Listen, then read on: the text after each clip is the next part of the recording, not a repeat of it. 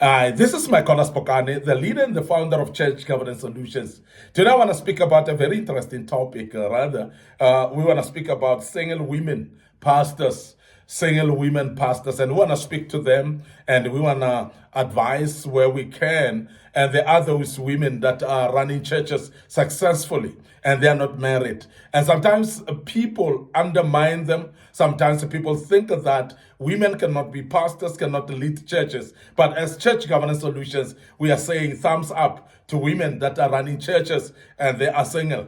And we are actually encouraging you and say you also can be called by God, because many people will undermine you and think that God cannot call you.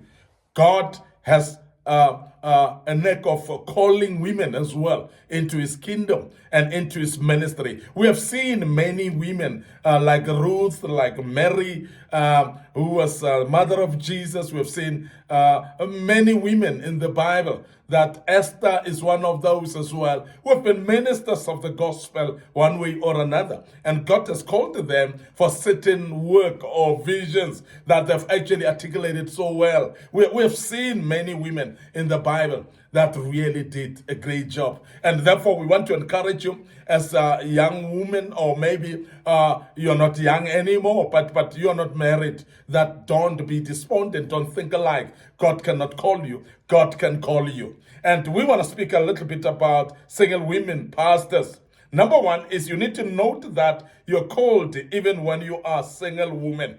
Because there are many people that think that a calling should actually come through a man, and therefore I cannot be called as a woman who's not married because it must be my husband who's been called. And that's not biblical. According to the Bible, as a woman, you can be called as well. You can be a minister of the gospel, and you can actually preach. You can actually lead a church as well. And that's how we see the word of God outlining you as somebody that can be called. The Bible says you are. A man was made in the image of God. When we talk about man, we're not talking about gender. We're speaking about a human species, called by God, made by God in his own image, including women, of course. And that's the reason that we want to emphasize that even women are made in the image of God. And as they are made in the image of God, therefore, they can actually lead the church of God. They can minister as well, according to the calling of God. And we want to encourage you and say, you can be called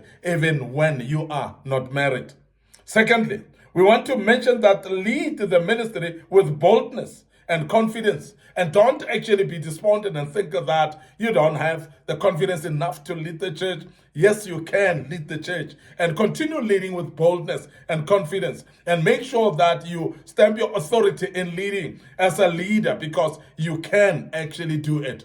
And I want to emphasize that those that are lacking confidence and you feel like you're not befitting to become a minister and a leader, we want to encourage your Church Governance Solutions to say you can make it a woman of God. So please continue leading the church of God with boldness and with confidence. And don't feel intimidated by male preachers. As I said, we are made in the image of God, all of us, both men and women. So therefore, you have got also that confidence and boldness that you can actually display as you lead the church, as your minister as well, without any doubt.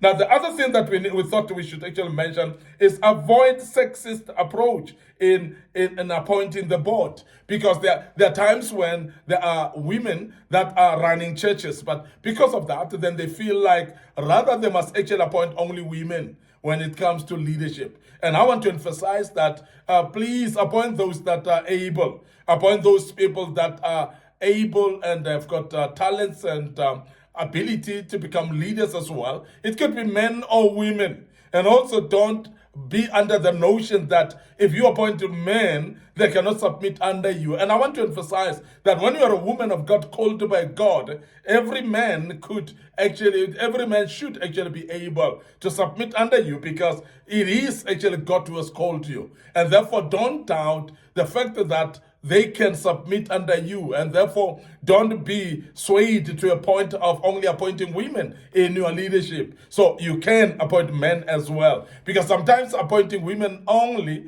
and just because they are women is because it's becoming sexist, as we are saying. But you need to appoint people that are able, people that have got ability to become leaders as well. So we want to emphasize that please, when you appoint leadership, appoint both men and women according to their abilities. Don't only go and appoint women because you are afraid to appoint men. I want to emphasize that it is very important that you appoint anyone based on their ability. The other thing is also avoid being suspicious with male members as well, because sometimes when you have male members in the church, and you might be suspicious of them, that they are there to take over the church, they are there maybe to dominate you, they are there maybe to bully you, and so on. And that is actually primitive, suspicious minds that should not be there when you are called by God.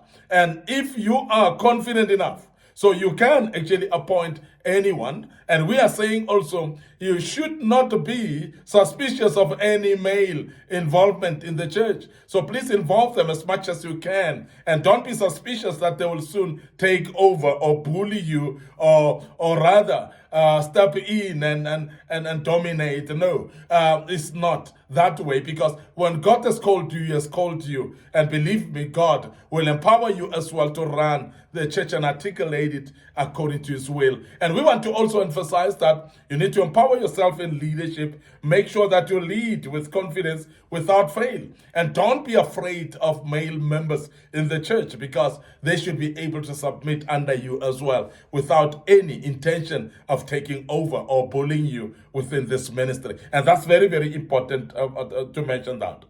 So treat all people equally as well, and very important to do so, because sometimes we might be uneven-handed as we lead. And I want to urge you that as a woman minister as well, so please handle everyone equally. Don't actually choose sides and individuals that you basically choose to favor more than others. Make sure that you are actually treating everyone equally. And therefore you manage the church in a very even basis without actually siding with others, favoring others and undermining others. Don't do that. So continue leading like any other leader that is astute and good in leadership. So continue doing that, and don't actually treat others unequally.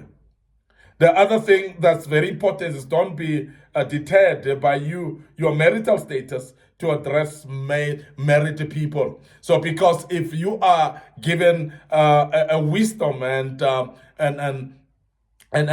ability and even talent to address married people, remember, you're addressing them based on the word, based on the knowledge of the word that you have. Don't be deterred by the fact that you're not married. And if God has gifted you in the line of advising even people that are married, please do so. Don't feel like you're deterred, then I cannot speak to couples because I'm not married. If you can, and God has given you that ability and wisdom to do so, please don't be deterred by just the fact that you're not married yourself. Please address them according to how God would love you to address them. Address them with boldness and with knowledge. But as I said, it is very important that wisdom, you are very sure that you've got the wisdom to address them. It's not necessarily because you should be married to address them as well. So I want to emphasize that, because there are those people that are deterred by just the feeling of saying, I'm not married,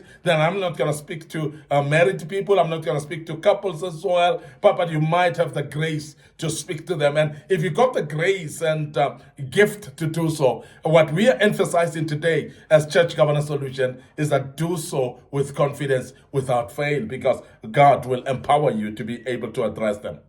And lastly, don't be deterred also by being a female to address men, because sometimes then just being a female, you feel like addressing men is actually a taboo, or you're not going to be able to address them. You can address them. You can actually address them even in their fellowship, because it's possible that you are having grace as well to address men in their fellowship. And this is very important. And I always also emphasize the fact that when you address men, don't address them undermining them. So address them like you would address any other individual, with respect and with honor, because it's very important that you don't then stamp your authority and feel like, because I'm in charge, I can address them anyhow. It must still be with the responsibility of honor and respect, like you would do for any other individual. And you don't do it mainly just because they're men, but you're doing it like every other individual in life should be respected, should be honored, should be addressed in a decent manner. And that's very, very important that you do so.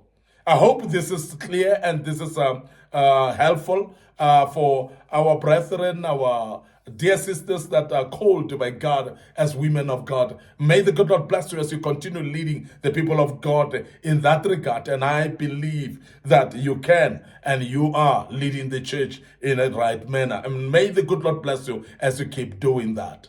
And we want to end up here today. Your host, MIcornus Phokane. I'm the leader and the founder of Church Governance Solutions.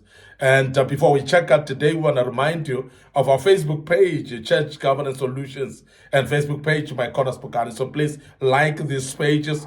Click the notification button as well. Don't forget our YouTube channel as well. It's under Young Men Empowerment Forum. So please subscribe to this YouTube channel. Make sure that you click the notification button as well. The good Lord is going to bless you as you do so. Our TikTok account is under MIcornus Phokane. Very, very busy platform for our young audience as well. May the good Lord bless you as you continue following us on TikTok, and the good Lord will bless you as you do so as well. And until we meet again with another topic, I want you to allow me to say cheers for now.